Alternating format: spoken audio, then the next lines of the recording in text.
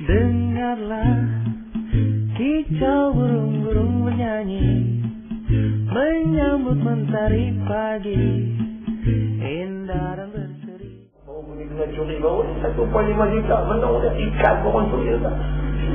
Ikan orang rompak. Buat lari ikan, menang ikan dia sampai mana pula pun, dengan rompak ikan. Pasal dia jadi mahal. Bumi Malaysia ni apa yang tak ada pada kita untuk cari rezeki? Itulah apa mai. Bangla mai selain tinggal dari gaya. Negro tu mai selain tinggal, bukan setakat duit dapat, anak darah pun dapat. Oh, lepas untuk negro. Lepas mai selain tinggal je, duit dapat, janda dapat, isteri orang dapat, anak darah pun dapat. Takkan kita ICPU kita tak boleh dapat. Lepas tak ada ID pun boleh dapat. Rezeki Tuhan bagi. Agak-agak tak ada benda tuan-tuan nak meniaga, tuan-tuan ambil selipar, potong 4. Cicak dengan tepung goreng. Jual, laku.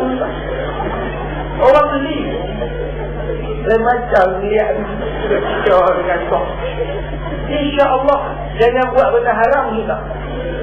Jadi tuan-tuan tidak perlu menggambarkan bahawa kerja ni tak cukup. Peluang untuk sambung belajar dah.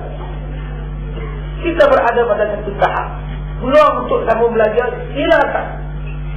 Contoh yang duduk dalam bidang penyiaran, yang duduk dalam bidang penyiaran dalam RTM, boleh belajar apa jadi penerbit, boleh belajar apa jadi juru kamera, boleh ambil lagi kursus apa nak jadi pakar audio dan sebagainya. Bukan kita duduk stati tu, aku tak ni lah, aku tak boleh buat apa lah. Ini satu sifat yang tak betul. Dalam kerja dia tidak menghalang kita dan tidak menjadikan kita statik. Kerja menjadikan kita lebih maju. Sebab kita ada akal. Kita tidak ada pengalaman. Masalah kita sekarang berapa banyak akal yang kita gunakan sekarang ni. Otak kita berapa banyak. Sebab itu Allah sebut dalam Quran berkali-kali, afala taqilun. Apakah kamu tidak berfikir?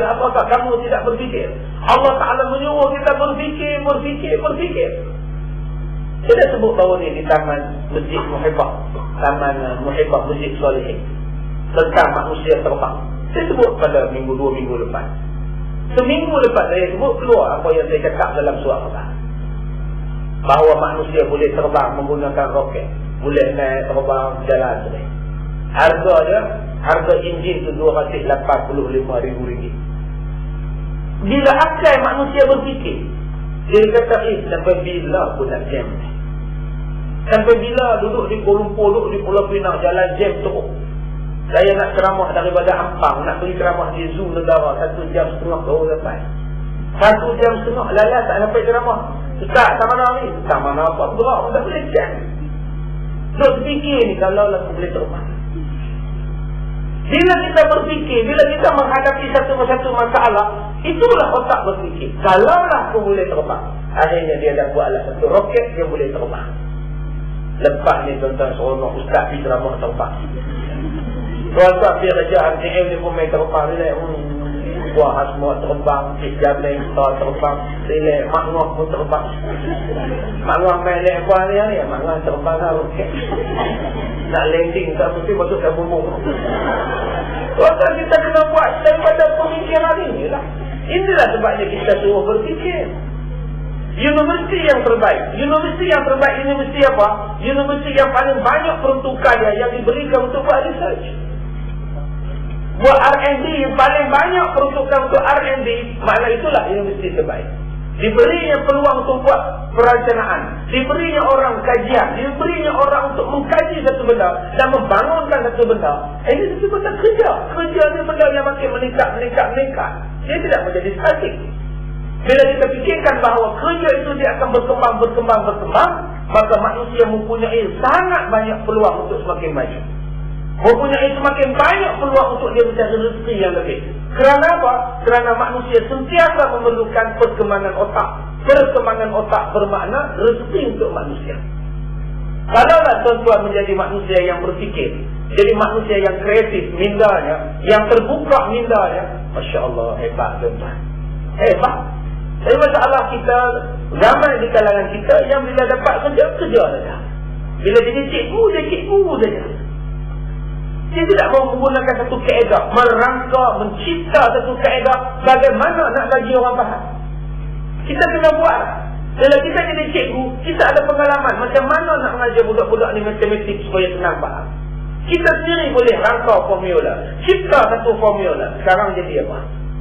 Ini yang tugas kita masuk kerja. Bukan masuk kerja tu kerja saya cikgu sekolah, nama saya Cikgu Murni, ngajar saja.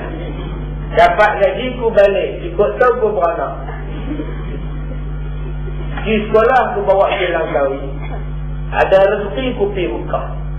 Lagi 20 tahun ku dapat menantu, kemudian beli rumah, dah selesai masalah.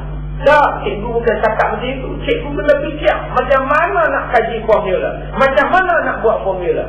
Kalau kita boleh buat macam itu, tuan-tuan, hebat. Terbitkan buku kita sendiri. Bila kita terbitkan buku kita sendiri, metod kita sendiri, formula kita sendiri, orang beli formula kita.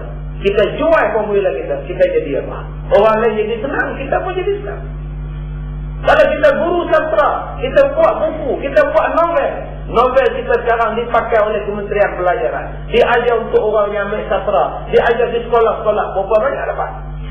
Yang ini yang dikatakan kerja. Kerja itu bila kita mudahkan, kita hebatkan dia, kita gerakkan kerja kita, sebenarnya kita makin maju. Sebab itu saya katakan tadi, kerja bukan statik. Betul-betul tengok orang tanam padi. Kita duduk di kedok ni betang saja. Ya, betang saja. Hanya daripada padi itu saja Allah Ta'ala bagi rezeki kita macam mana. Yang mula-mula dapat rezeki dapat dia. Okey, tuan punya tanah benang. Berapa belum? 20 belum. Oh, banyak. Dia dapat rezeki daripada benang. Habis tu dia saja akan dapat rezeki dah. Ada traktor, upah traktor gajah pula dapat rezeki kat dia. Traktor saja, kalau tukang bawa traktor tu saja akan dapat dah.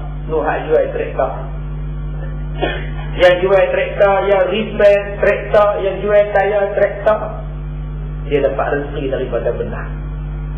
Yang ketiga, siapa dapat rezeki daripada benang? Hak jual tak benih. Dia tak ada benang pun, tapi dia ada benih padi.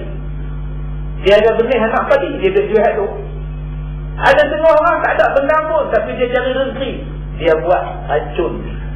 Buat racun untuk benda makhluk berotak. Ada dia tak ada benda pun, tapi dia dapat rezeki daripada padi. Dia buat baja. Sekarang dia mengusahakan baja padi. Sekarang dia buat racun golong emas. Hebat tuan. Dia tak ada benda pun, tapi dia ada buka kilang beras. Orang yang ada bendang semuanya jual beras pada dia. Sekarang dia jadi ikut tokey beras. Ada orang tidak ada pun bedang padi pun, padang tak ada, tapi dia ada kemahiran bajak. Orang upah dia bajak. Ada orang yang tidak ada pun bedang padi, dia cuma ada lori. Orang bubuh beras ke lori dia pergi jual di kilang beras.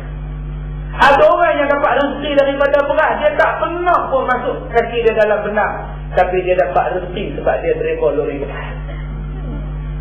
Ada orang tak pernah masuk dalam bendang, dia kerja dalam padi je. Kerja dia apa? Kerja dalam kilang padi, tu bungkui beras. Ada orang yang tak pernah langsung pun tengok pupuk padi, kerja dia duk kuih-kuih beras buah atas lori tu. Kita tengoklah hebatnya. Ada orang langsung tak pernah tengok macam mana baja padi, macam mana benih anak padi. Kerja dia duduk di kedai runcit, jual beras saja. Bertimbun beras dalam kedai. Ada orang yang langsung tak pernah tengok bendang lagu mana. Dia dapat rezeki daripada beras. Tak dia apa? Dia buka restoran, jual nasi. Ada orang yang langsung tak main kedah, tak pernah langsung tengok kedah pun tak pernah main, tapi dia dapat rezeki daripada beras. Tak dia jual nasi lemak depan rumah. Daripada apa tu? Daripada beras Allah bagi rezeki. Rezeki sangat luas, tapi kena dimutak. Rezeki sangat luas tuan-tuan. Bila kita sebut rezeki itu sangat luas, daripada sedikit beras pun juta-juta manusia boleh dapat manfaat. Bayangkan rezeki Allah ni, Allah Ta'ala bagi kepada kita. Sebab itu Allah Ta'ala sebut rezeki Allah ni wasi'ah. Allah sebut rizqun karim, rezeki itu mulia. Allah sebut rizqun waqi'ah, rezeki itu sangat luas. Luasnya di situ. Tuan-tuan di sini preparation, bekerja sebagai preparation, buat baju. Buat baju tuan-tuan, berapa banyak orang kaya, berapa banyak orang boleh buat fashion pakaian dia. Orang perempuan Islam lah yang paling menguntungkan sekali syarikat-syarikat perkilangan kain. Sekali orang Islam pakai kain berapa meter? Tak 4 meter, 5 meter semua. Kena badan besar lagi 6 meter. Tudung saja berapa jenis. Dia bukan buat tudung, dia duduk di rumah saja jahit manik tudung. Tu dia kerja dia. Tarik pula dia. Tak tahu buat kerja tu. Duduk saja. Puasir nama Allah. Tetapi kerja saja. Rezeki Tuhan bagi. Apa benda yang tak ada ni tuan-tuan?